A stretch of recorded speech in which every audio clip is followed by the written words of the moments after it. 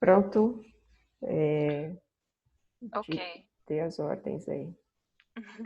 certo. O texto, inicialmente, né, ele aborda como é que os alunos se tornam mestres em seus próprios acessos de aprendizagem. Então, essa é a pergunta que eu ressalvo dessa primeira parte, tá? E aí, nós temos as habilidades mentais, habilidades de desempenho. Então, basicamente, eu começo falando a vocês que tanto as habilidades mentais quanto as habilidades de desempenho acadêmico, ela permite que os alunos transformem as suas aprendizagens em aprendizagens autorreguladas. E aí ele chama de SLR. Então, sempre ele traz no texto essa questão da abreviatura do SLR, que para mim eu interpreto como um aprendizado autorregulado. E aí eu criei uma espécie de linha do tempo, certo? Onde nós temos que concentram-se no impacto de 1970 a 1980, regulação individual. Então, os alunos eram treinados para usar estratégias e aí elas se apresentaram com vantagens e desvantagens, né? Aí nós temos, em 1986, que é um simpósio, né? Ocorreu um simpósio e Zimmermann, ele passou a olhar essa questão do autorregulado sobre um aspecto único. Ele juntou várias pesquisas que foram realizadas por todos esses pesquisadores aí, pelo menos foi assim que eu consegui compreender no texto, sobre um único olhar. Então é como se ele juntasse tudo o que eles diziam e construísse um único olhar sobre aquilo. E esse simpósio obteve como resultado o grau de proatividade, né? Eles buscaram avaliar o grau de proatividade da autorregulação.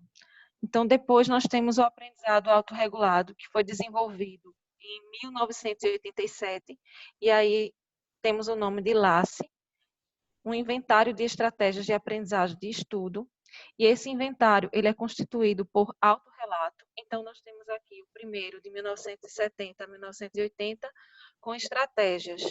Depois, pesquisas, e agora está se evoluindo para o autorrelato. No texto, ele traz, ele não está exatamente nessa ordem, eu não me recordo se é o SRLIS ou se é o LACE que vem antes, alguma coisa assim. Mas eu coloquei por ordem cronológica, eu achei que ficava melhor. Aí, esse inventário ele é constituído por autorrelatos que envolviam escalas de habilidade, vontade, atitude e ansiedade. E esses autorrelatos, os alunos eles respondiam itens pertencentes a uma subescala de identificação, que vai de 0 a 5. E elas buscam listar a ansiedade como componente da motivação. E são relatórios retrospectivos, tá certo? Eu estou meio que lendo o mapa, eu acredito que após a gente vai fazer um debate sobre isso, né? Então, seguindo aqui, né? 1986 a 1988 foi realizado uma escala de entrevistas de aprendizagem autorregulada formada por contextos de problemas, como preparar-se para uma tese ou escrever um ensaio. Buscava responder isso, né? Como é que o aluno ele se prepara para isso, para uma tese, para um ensaio, enfim. Tem as respostas transcritas codificadas em 14 categorias de autorregulação e se concentram na motivação, metacognição ou no comportamento. E essas respostas, elas foram registradas de acordo com a frequência de classificação. Então, os autorrelatos foi de 0 a 5, né, nível de subescala de identificação, e essa frequência de 0 a 4, raramente, a maior parte do tempo, onde os alunos iam respondendo nesse sentido. Raramente, a maior parte do tempo, e colocavam lá a nota. Foi assim que eu entendi, que eram feitas essas escalas. E codifica as respostas de ansiedade como uma forma de reações de autoavaliação e envolve respostas prospectivas a contextos hipotéticos de aprendizagem. Não sei se vocês, acho que vocês já perceberam, todos esses estão ligados a instrumentos, porque são instrumentos, né? aqui, agora de 1900, eu estou em 1988, não é assim? Agora foi utilizado de 1999, que foi só questionários. É composto por, esses questionários, eles eram compostos por 81 itens e apresentam sessões de estratégias de aprendizagem e sessões motivacionais. A de estratégias de aprendizagem, elas incluíam uma seção cognitiva, metacognitiva e gerenciamento de recursos, e a motivacional envolve escalas que correspondem a valor, a expectativa e efeito. E aí eles responderam, né, os alunos responderam de acordo com uma classificação, como qual o grau de verdade, de 0 a 7. Tá? Aí todos esses são instrumentos. Uma coisa que vale ressaltar, né? Que essa primeira estratégia, o LAS e os questionários, eles são, como eu já tinha lido anteriormente aqui, eles listam a ansiedade como um componente motivacional e são relatórios retrospectivos. Já a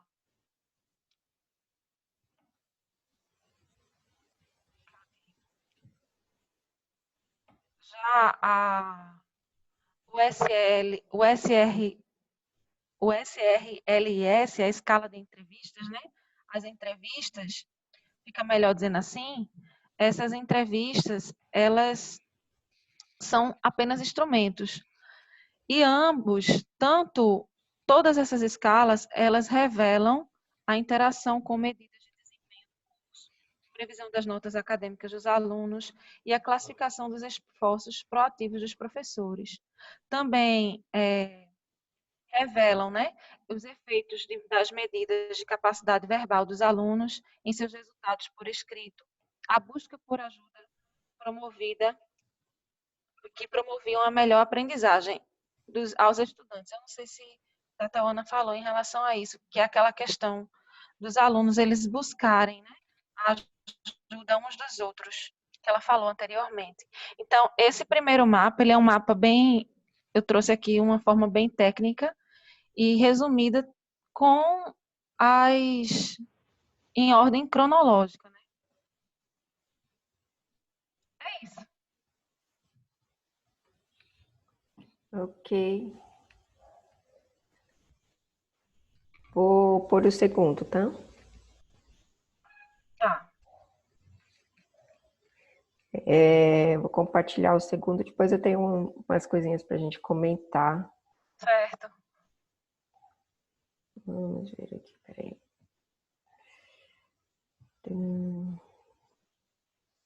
Ela fez 2, foi? Fez 3. Foi, fiz. É porque eu tive uma dificuldade de colocar tudo num só. Eu achei o artigo, um artigo subdividido, né? Se eu pudesse, eu teria feito um mapa com essa parte quase como uma linha do Nossa, tempo o e que o vale é a outro autoeficácia. com os esforços, com as outras formas, que é o questionário. Tá bom, eu só não estava entendendo o outro mapa. Beleza. Pronto, para aí, pode ir lá, Anitta. Peraí, deixa eu me achar aqui esse mapa. Os esforços recentes para avaliar o SRL online dos alunos, né? Quais os esforços recentes? Aí essa outra parte do artigo, eu entendi assim, como se ele estivesse buscando ou mostrando, na verdade mostrando, porque buscando já está mostrando, buscando, a pesquisa ela já foi realizada, né? Ele mostra várias formas de se avaliar os alunos. Como ser feito isso? Aí eu compreendo assim, né, que essas respostas autorregulatórias que os alunos deram, que foram dando, né, no decorrer do tempo e foi sendo aprimorada, essas respostas elas buscam avaliar eventos de um modelo, né? Então esses eventos, na verdade, são modelos que é construído por fases. E esses eventos eles promovem medidas de autorrelato e medidas de rastreamento do SRL. E as medidas de rastreamento desenvolveu o software, chegaram a esse software Study. GStudy, né? Esse software, ele é uma forma de avaliar, tá? Ele é uma das, por isso que eu construí mais de um mapa. Esse mapinha daqui foi logo no comecinho, então eu estava mais empolgada, né? Eu criei um só para ele, mas os outros eu tentei resumir ao máximo cada forma de avaliar. Então, esse software GStudy, ele também foi investigado por Wine e Jameson Noel, as medidas de autorrelato, tá certo? Ele é caracterizado por servir como um shell que permite carregar textos e outros materiais sobre qualquer tópico.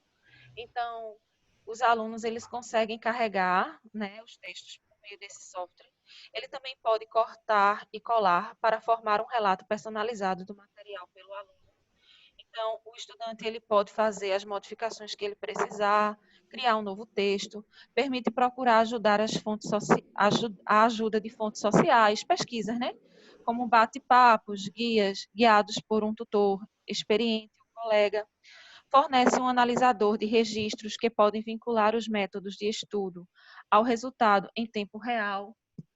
Permite manter um diário pessoal sobre julgamentos metacognitivos, como não entender determinado material e decidir voltar a ele para ler mais tarde. Então, particularmente, eu achei um software bem interessante. Eu até tive vontade de abri-lo e procurar ele para baixar aqui no computador. Também, esse software, como foi que eles avaliaram essa questão da autorregulação, né? Por meio de questionários. E aí interpretou-se as medidas de autorrelato de duas formas, pelo viés e pela precisão. Eu não sei se a tradução seria essa, mas eu coloquei viés e precisão, que refere-se à direção, o viés refere-se à direção dos julgamentos errôneos que os alunos fazem, e a precisão que referem-se aos níveis absolutos de correção dos julgamentos, ignorando a direção desses julgamentos. Então, o viés, a gente tem uma direção e na precisão não. Os questionários, eles responderam, sim, após esses questionários, os alunos eles também responderam um teste final, que foi chamado de calibração. Então, não sei se está dando para vocês entenderem um raciocínio aqui. Eu coloquei assim, esse software GStudy, pelo que, recapitulando, né, ele é caracterizado por tudo isso, ele possibilita que o aluno ele faça tudo isso. E com a utilização desse GStudy, foi aplicado questionários. Um questionário onde se interpretava essas medidas, esses autorrelatos dele por esses dois viés, e ao final eles responderam um teste final que no artigo ele chama de calibração. Não sei se a tradução seria outra, mas eu coloquei aqui calibração. Após esse mapa, tem os outros mapas. Esse aqui eu finalizo aqui, foi esse o raciocínio. Pronto, já estamos no terceiro. Terceiro, ok. Deixa eu voltar aqui. Sim. O terceiro, ele fala sobre ambiente de aprendizagem e hipermídia. Também foi uma forma de estudar, né, de avaliar. É um outro, como eu posso dizer? É um outro esforço, né, uma outra possibilidade, que seria, a todo momento ele chama de HLE, né? Que traduzindo seria essa questão do ambiente de aprendizagem hipermídia. E ele é caracterizado, né, ele apresenta relatórios de voz, pensamento. Pelo que eu entendi, é como se houvesse uma espécie de gravação. Não sei se é exatamente isso que o artigo também pode argumentar aí. É como se houvesse uma espécie de gravação e essa gravação fosse transformada em relatório de voz. Ou um relatório de voz que... Esse relatório de voz eu entendi assim, né? Que ele envolve tanto a questão da não linearidade como a habilidade de autorregulação. E funciona com respostas codificadas por observadores treinados. Então, assim, os alunos eles fazem esse tipo de relatório de voz e para ser avaliados, a pessoa já tem treinado esse processo para poder avaliar o quão ele é proativo, o quão ele é, sabe, essas características da autorregulação que a gente já viu anteriormente, nas videoaulas anteriores. Então, essas categorias de processo de autorregulação, ela objetiva chegar a uma avaliação que é considerada como uma avaliação online, porque é tudo feito online, né, por meio da hipermídia, dos links. Essa é uma seção do artigo. Uma outra seção do artigo é a questão do diário estruturado. E aí ele chama também de medidas e medidas SRL. Então, esse diário estruturado, ele apresenta diários e dados de séries temporais. Quando eu falo em diário, me remete muito àquela ideia de planejamento, do dia a dia, de descrever tudo. Então, caracteriza-se por perguntas pré e pós-testes. E mostrou exemplos de funcionamento, concessões, ou posso dizer, intervenções. E essas sessões ou intervenções, elas estão divididas em treino, planejamento, ensino automotivo e gerenciamento do tempo, automotivação e concentração cognitiva. Todos eles, né, demonstraram alguns resultados. E aí eu juntei tanto os resultados dessas sessões, que são sessões de intervenções, né, como a questão do modelo instrucional, que é realizado com ou sem o treinamento, com ou sem o treinamento do SRL, se eu não me engano, né? Então, eles mostraram que podem ser usados efetivamente com crianças do ensino fundamental, e o treinamento conduzido por professores aprimorou não apenas o uso de processos de SRL pelos alunos, mas também sua conquista em matemática. E aqui ele ressalta aqui a palavra matemática, né? Eu coloquei aqui, porque foi trabalhado conteúdo de matemática na turma. Mas eu acredito que é uma técnica, é um método que pode ser utilizado para outras disciplinas também, tá certo? Mas no artigo ele mostrou os resultados feitos pela turma, tá certo? Aqui, ó. A outra são a observação e medidas qualitativas do SRL, que estuda mudanças no SRL e medidas de motivação, realizadas tanto com professores como com alunos, tá? E foram subdivididos em grupos com e sem. Pelo que eu entendi aqui, eles dividiram, esse com e sem que eu falo, é com e sem um treinamento, né? Com ou sem uma orientação. A orientação sobre o SRL. Professores fizeram uma turma de 6, se eu não me engano, foram 6 professores. Desses 6, 3 tinham essa orientação e 3 não. E aí eles realizaram essas medidas e essas observações com os alunos que ficaram com os professores que tinham essa orientação e outros alunos que não tinham. E ao final eles observaram e analisaram esses resultados, né? Então, foi pesquisado por questionário a percepção de controle pessoal e também as crenças, valores e expectativas. Então, foi revelado que, após essas observações, os alunos das classes alta e baixa SRL não apresentaram diferenças significativas nas medidas de motivação. E aí eu achei interessante, porque tanto naqueles que tinham orientação como os que não teve diferença. Mas essas, em geral, mostraram forte interpelação com o uso de processos específicos de autorregulação pelos alunos. Os alunos que receberam treinamento em SRL exibiram maior esforço, interesse na tarefa e percepções de autoeficácia. Melhorias significativas nas medidas de motivação, como motivação intrínseca, autoeficácia, esforço, atenção, automotivação, distração, manipulação e procrastinação. Então, eu coloquei esses quadradinhos, todos eles representam o resultado final, né? Das turmas, da aplicação. dessa metodologia. E esse último, que fala sobre medidas microanalíticas e analíticas cíclicas, que é formadas por perguntas específicas. Então, são perguntas foco, né? Possui um suporte empírico crescente e podem estar interligados ao nível de eficácia. E aí tem uma interligação. Ao final, eles perceberam que existia uma relação entre o desempenho de escritas com as metas de notas. E eu fiquei um pouco confusa quando eu li metas de notas, porque eu pensei, metas de notas, será que é a meta que o aluno tem para alcançar uma determinada nota? Fiquei com essa duvidazinha.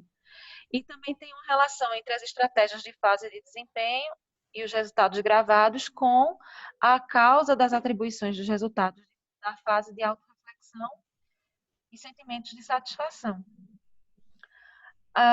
O artigo, ele tem mais coisa, tá? É um artigo bem longo, mas pelo que eu percebi do final, é como se ele fizesse um resumo de todas essas técnicas daqui, de todas essas técnicas não, de todas essas formas de avaliar. E podemos finalizar aqui? Pode. Ok. Pronto, voltamos. Everaldo, meu filho, tu leu esse artigo? Oi, eu li sim. Então vamos lá.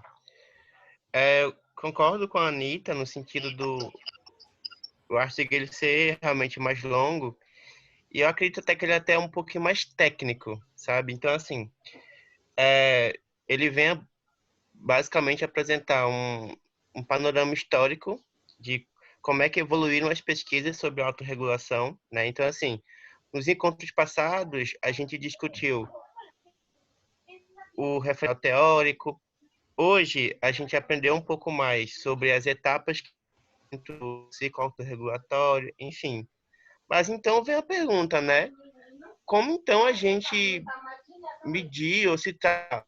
Ou então, qual instrumento seria adequado para a gente tratar de um processo assim tão dinâmico, tão complexo, tão cíclico, enfim? Então, o artigo ele vem trazer para a gente justamente essa discussão, sabe? Então, na parte histórica, ele vem comentar como é que surgiram, quer dizer, na verdade ele vem trazer parte de uma pesquisa que ele já fez, tá? Então, ele comentando de como é que o pessoal pensava nos instrumentos e tal. E nesse artigo ele vem trazer para a gente alguns instrumentos, tá? E calma, já vou. É minha irmã aqui falando. Então, ele vem trazer para a gente alguns instrumentos, aí vem trazer o LACE, vem trazer o MSLQ, enfim. Eu não sei se a Anitta percebeu, mas, por exemplo, eu senti da leitura do artigo que quando ele vem tratar desses instrumentos, ele vem falar também da questão de viabilizar um pouco mais esses instrumentos, né? E, além disso, o foco que cada instrumento dava. Então, por exemplo, o G-Study, que a Anitta falou, que a Anitta comentou, ele, pelo que deu para entender, ele é um ambiente ou um instrumento também usado para um viés mais colaborativo, tá? Já que o sujeito pode ter contato, pode ter salas de bate-papo, enfim. Enquanto que, por exemplo, as habilidades de hipermídia, gente, vocês me dão licença aqui rapidinho para responder. Pronto. Enquanto o Everaldo está fora, deixa eu só comentar uma coisa. Vocês lembram, vocês chegaram a olhar o questionário que a professora Lourdes pediu para a gente responder? Eu disponibilizei ele no grupo. Então, ele é um questionário que está em fase justamente de verificação do questionário, né? Eles elaboraram e agora eles estão fazendo uma coleta para verificar se o questionário está ok, se funciona ou não.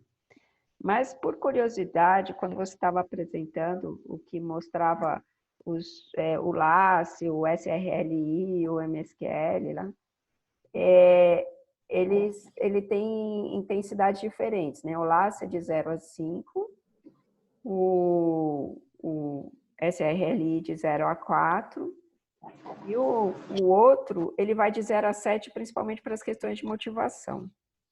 E aí eu Me lembrei aqui que eu vou compartilhar aqui um pouquinho, apesar da gente estar nos últimos 8 minutos, mas acho que ainda dá tempo de compartilhar essa tela aqui. Só para a gente... Kátia, rapidinho. Vale a pena ver um comentário que Fausto colocou em relação a aumentar o tempo, alguma coisa desse tipo. Ele colocou no chat. Aumentar o tempo. Quando for programar a reunião, ao invés de ser 40 minutos, lá onde coloca a data, você pode aumentar o tempo de fazer 2, 3 horas de reunião. Eu consegui fazer essa semana. É só você programar antes. Eu fiz isso na última vez, eu programei, mas aí nós mudamos de horário e dançou tudo. Certo. Bom, aí não tem esse risco de a gente estar caindo e retornando. Sim, sim. Só aqui, ó, por exemplo, então estou aqui com o questionário, vocês estão vendo aí o questionário? Esse primeiro item aqui, quando estou a estudar, tá? Ela pôs de 5 graduações também, né? O outro aqui também, ela colocou 5, mas quando a gente vai para esse último aqui, olha, são 7 escalas. E aí, se você olhar as perguntas, tem a ver com motivação, autoeficácia. Então, assim, essa questão de variar de 0 a 5 ou de 0 a 7 deve ter implicações diretas com questões psicológicas que eu desconheço, né? Mas eu queria só chamar a atenção de vocês, porque não é assim uma coisa, não me parece que seja uma coisa aleatória, né? Professora, a senhora falou uma coisa que eu achei interessante em questões psicológicas. E um deles, ele fala a questão de você como que recusar o pensamento autodestrutivo, sabe? Pegar o pensamento, o pensamento de procrastinação, tipo, não vou fazer, eu tô com preguiça, não sei o quê, tal e tal. Aí, esse tipo de pensamento, ele recusar. É uma forma de melhorar o desempenho, recusar. Quando esse pensamento vir, tentar eliminar. É quase como a mesma coisa quando a gente está com um pensamento ruim. Ele fala isso em uma dessas formas. Deixa eu ver aqui qual foi, se eu não me engano, foi a do diário, que ele fala isso. Eu achei bem interessante e eu penso que às vezes funciona e às vezes não, porque não seria melhor lidar com os pensamentos e com as coisas negativas, trabalhar isso de forma a perceber. Então, assim, são suposições, né? De forma a perceber como melhorar e não, tipo, eliminar. Eu não quero pensar em outra coisa. Eu achei meio complexo. Mas talvez o que ele esteja querendo dizer é que quando você tomar consciência do tipo de pensamento que está vindo, né? Eu não quero mexer com isso agora.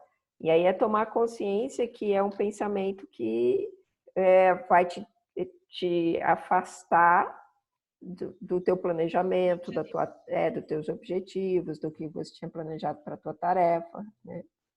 Então, eu acho que é de tomada de consciência e não deixar que aquele pensamento te absorva. Né? Que essa é a base da procrastinação. Que nesse grupo há alguns especialistas em procrastinação. Manifeste, Renato. Fale, Fausto. No caso desse diário estruturado que ele se refere, seria uma espécie de um diário de bordo ou as perguntas eles precisariam estar voltadas diretamente para analisar essa questão das estratégias cognitivas, metacognitivas e motivacionais? Ou seria esse diário estruturado seria uma espécie de um diário de bordo e poderia ser utilizado também como complementação de um instrumento? A senhora poderia esclarecer um pouco? Eu não, a Anitta, né? Você está falando. Eu entendi assim. Eu entendi assim que é feito um diário que tem dados e séries temporais. É como se ele buscasse essa questão do gerenciamento aperfeiçoar isso. E por isso que ele é realizado com perguntas pré e pós-teste.